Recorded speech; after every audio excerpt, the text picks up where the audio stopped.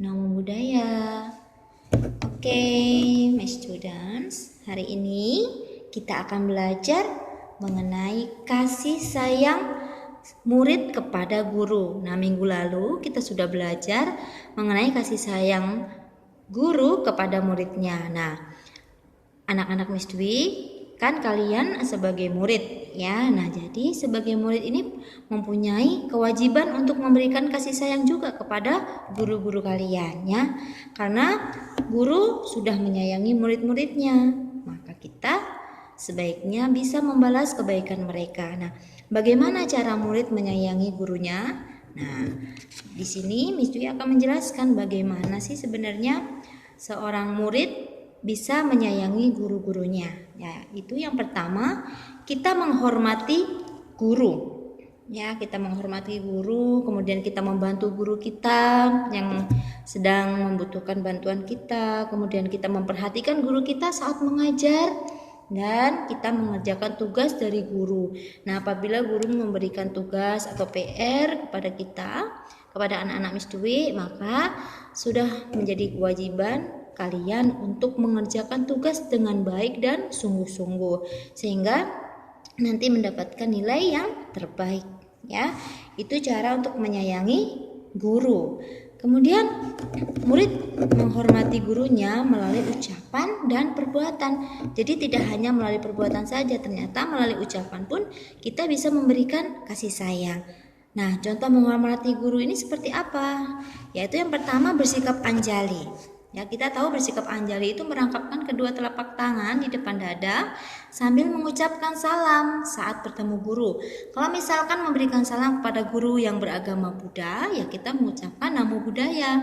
Tetapi kalau kita bertemu dengan guru yang agamanya lain, nah kita bisa mengucapkan good morning atau yang lainnya. Dan kemudian yang kedua, mengucapkan terima kasih jika diberi sesuatu atau ditolong oleh guru.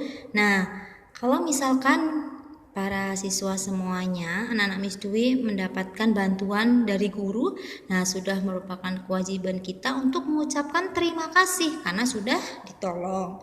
Kemudian kita meminta maaf jika bersalah. Nah, anak-anak Miss Dwi kalau melakukan kesalahan harus minta maaf kepada guru ya.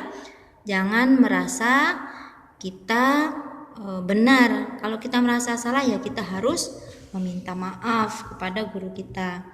Nah, kemudian kita berbicara dengan sopan kepada guru. Kita tidak teriak-teriak, kita tidak marah-marah, tidak berkata kasar dengan guru kita. Ya, kita harus berbicara dengan sopan dan lemah lembut. Nah, menghormati guru harus tetap dilakukan walaupun guru tersebut sudah tidak mengajar kalian.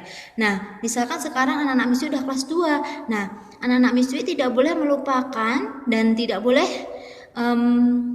lupa dengan guru-guru yang dulu yang kelas 1 ya. Jadi tetap ingat, tetap menghormati guru-guru kalian ya. Baik yang guru-guru yang mengajar di kelas 2 maupun yang di kelas 1 ya. Kemudian contoh murid yang membantu gurunya. Nah, pernah nggak anak-anak Miss Dwi bantu guru di sekolah waktu itu ya? Nah, jadi yang pertama membawakan buku ke kelas. Nah, terkadang ada guru yang bawa buku ke kelas itu banyak sekali, nggak hanya 1 atau 2 ya. Jadi sebagai murid kita bisa membantunya, kita bisa membantu 3 buku, 4 buku ya, supaya bisa meringankan beban yang dibawa oleh guru. Nah, kemudian menghapus papan tulis. Nah, biasanya anak-anak ini suka menghapus papan tulis ya, kadang berebutan ya. Padahal itu bisa dilakukan secara bergantian. Supaya apa? Supaya kelas kita bersih, papan tulisnya itu bersih. Jadi nanti kalau guru mau mengajar gampang ya, tinggal menulis tanpa menghapus bekas tulisan yang kemarin-kemarin.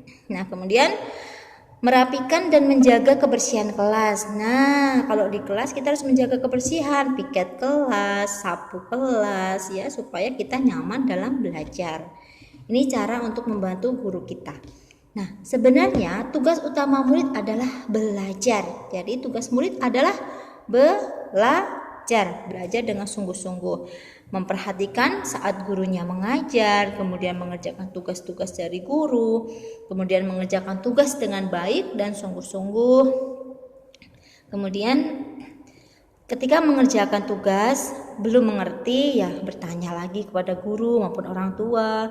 Dan ketika mengerjakan tugas dan sebelumnya telah memperhatikan gurunya mengajar, maka dia akan mudah mengerti dan akan cepat menyelesaikan tugas yang diberikan oleh guru. Kemudian jika para muridnya ini mengerti, maka guru pasti akan senang. Ternyata apa yang disampaikan oleh gurunya ini bisa diterima dengan baik oleh anak didiknya. Nah, jadi kita telah memberikan kasih sayang kepada guru, ya udah banyak sekali yang bisa kita lakukan ya nak ya. Tadi kita sudah membantu membawakan buku, menghapus papan tulis, merapikan dan membersihkan kelas ya. Nah, jadi inilah bukti bahwa kita semua harus memberikan kasih sayang kepada guru kita. Karena guru kita sudah mengajarkan banyak hal kepada kita, baik di sekolah maupun pada saat ini ya belajar dari rumah tetap dibimbing oleh guru juga. Nah, oke, ini saja dari Miss Dwi. Nah, semoga bermanfaat. Sabe sata bawantu sukitata, semoga semua makhluk hidup berbahagia.